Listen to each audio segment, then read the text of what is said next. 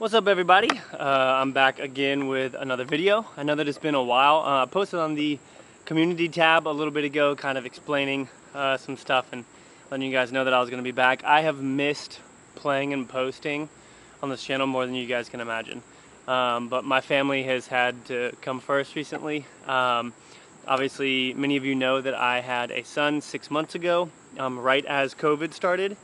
And so all of us know kind of the effect that COVID had on disc golf in the beginning in general, where there was just a while where no one really played. The PDGA asked everyone not to and everything, and then asked us to just follow the local guidelines and all that kind of stuff. And so some of our parks were closed in Charlotte, but now they're back open. And so just want to let you guys know that I have missed it. I am back. I have some big plans coming up. I'm going to be playing in Carolina Clash, which is, I believe it's an A tier, which is going to be my first A tier. And it's a 3-day weekend event, Friday, Saturday, Sunday. Super freaking excited about that. If you guys are going to be there, let me know.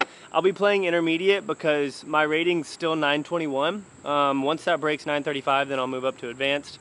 And who knows, maybe after Carolina Clash, it could very easily break that 935, especially if I play as well as I know I can. But that kind of leads me into just speaking about today's video, which is all about putting. You guys know that I use the Guard.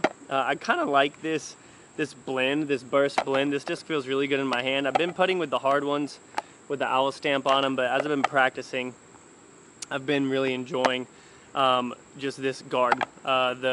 The rim on it and everything is absolutely amazing. I don't throw guards. I don't like how they feel like this. Like it doesn't feel good to hold a guard like this, at least not from my hand. But it does feel good to hold a guard in a putting grip. So that's why I putt with them. Now, today, let's see. I've been doing some work on my putting. If you guys have been following me since the beginning of me posting on this channel, you will know that I've gone through a lot of different stances as well as like just all of that kind of stuff. For a while, I did a straddle stance. Oh, a straddle stance, that's cool.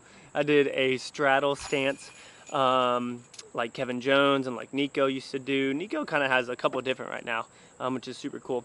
But I did that and it was really comfortable for me, but then I didn't feel like I could get the distance that I wanted. I felt really comfortable being in a straddle, but I didn't feel like I could get the distance that I wanted.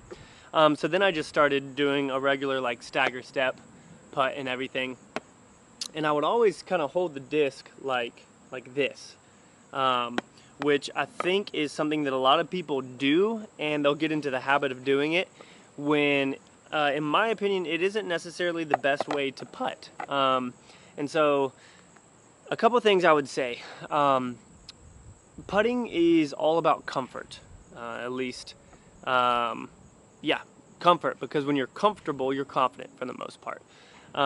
But now comfort has to be taught as well or learned, because you can do something and it be uncomfortable at first, but it will end up making you better in the long run, and then you'll be comfortable with it. And I would say a lot of people, especially newer people who maybe have been playing for a while but never really experimented with trying to get better at putting, have kind of taught themselves incorrect form or not the best form, but now they're used to it, they're comfortable with it, and so they can make the majority of their putts with it, but it definitely does affect it. And so I think that was me. I think that I fell into that realm as I putted like this, and now that I hold it like that, it feels very weird and restricted. And so I've been forcing myself to kind of work on spin putting. Now obviously there's push putt and spin putt. I think those are really the only two ones, and there are different scenarios for both. But one thing I would say for you, if you're someone who you're not sure if your form is okay or whatever it may be, watch pros. Obviously watch pros, but that also doesn't mean that you need to imitate pros, because everybody's going to feel comfortable doing different things, which is why you have people like Kevin Jones, who is always doing his straddle putt and like getting deep into it, big athletic putt, and then you have other people like Calvin Heimberg who just make it look effortless. And so I would say watch them to see how the disc comes out, how they hold it, and all that kind of stuff, just kind of as a reference. But ultimately, after watching it, go out and feel and see what feels the most comfortable to you. Obviously, disc selection is very, very big. Go to your local store, go go to Another Round Disc Golf if you guys are in Charlotte. Check them out and just see kind of what feels best in your hands. And maybe buy a couple discs, and then once you find one that you think you really like, buy multiple to help you with putting. I only have 3 guards, and honestly I might buy like 5 more, just so that I can get out here, hold the same thing, get used to the same thing, and putt.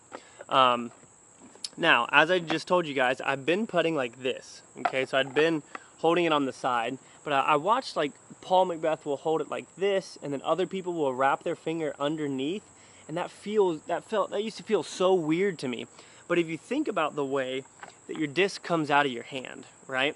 If your putt is like this, your finger's like that, look at the path that the disc has to take in order to go to the basket. You know what I mean?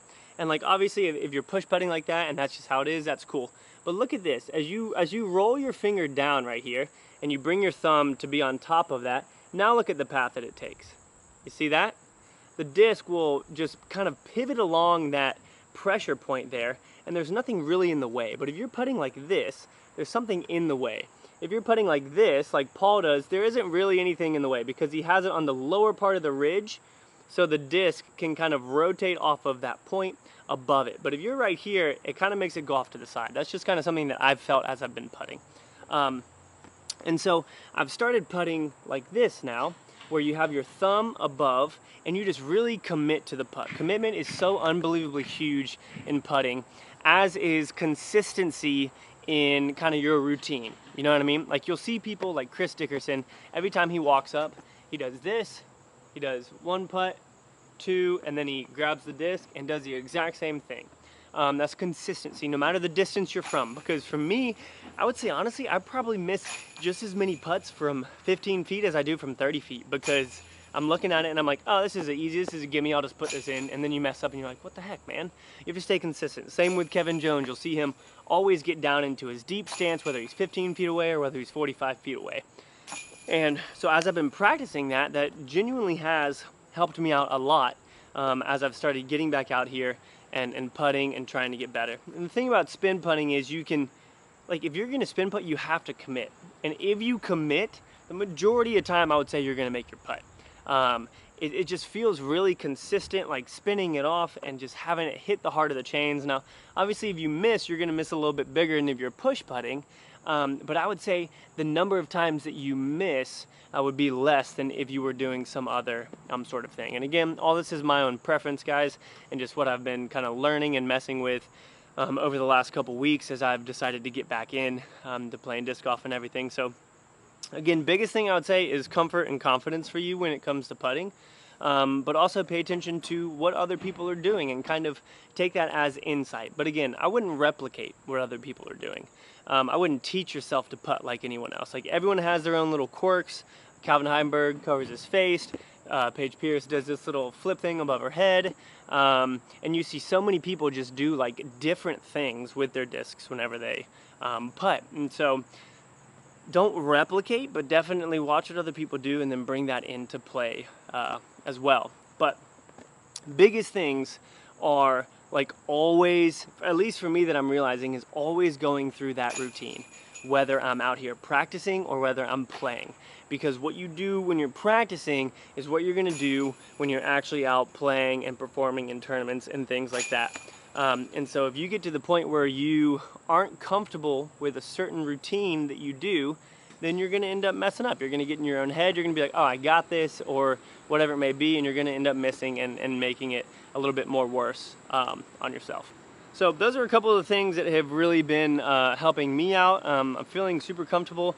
Another thing that I would say is don't always practice from 30 feet away, you know? I feel like that's something that I used to always do. I'd be like, oh, I'm fine on the close-up putts. I need to practice from circle's edge. It's like, well, no, you should try and get within 15 feet of the basket so that you can make those. And then so often, I can't tell you the number of times that from 15 feet away, 10 feet away, I'll hit the band or the basket. And it's insane, man. The number of tournaments that I would have performed way better in if I didn't miss legitimately easy putts is like, it's staggering, and it's really frustrating to think about that kind of stuff, but all you can do is get better. And so put those discs at 5, 10, 15, 20, 25, 30, or 33 feet away, and get those reps in. I would say that tournaments are won on the putting green. Tournaments are won in the circle. If you can't throw it 400, 500 feet, who cares? You know, like, yeah, that's freaking awesome, but that just means on the next throw you're going to be throwing your driver again when someone else is going to be throwing a mid-range. And yeah, the ground action might be a little bit different, but I wouldn't worry about all of that as much as I would when it comes to just your accuracy and your consistency. That's going to be huge. Again, like 100 extra feet when you're throwing, yeah, that might give you a look at an eagle, or in some cases a bonus birdie, if you will. But for the most part, like, you're gonna make the most moves with your score on the putting green. At least that's the case for me, and I'm sure that a lot of people watching would agree. Hope you guys have enjoyed this video, watching some of these clips. Sorry for the construction sounds. Let me know if you guys want to see some other videos in the future. I want to do a couple one disc videos, like a full round just with a Felon, full round with an Explorer or an Escape. I love the Escape. It's a super fun disc to throw. Full round with an EMAC Truth or a putter, whatever it may be. Someone told me to see how many bogeys it would take for me to get 18 under, so we might do that. Just a couple of different things. And then obviously tournament prep as well, as I'm coming up to the Carolina Clash, which I'm really excited about. I also might be playing in some other ones as well, but either way, now I'm just rambling. Thank you so much for all the support. You guys are amazing. See you on the next one. Peace out.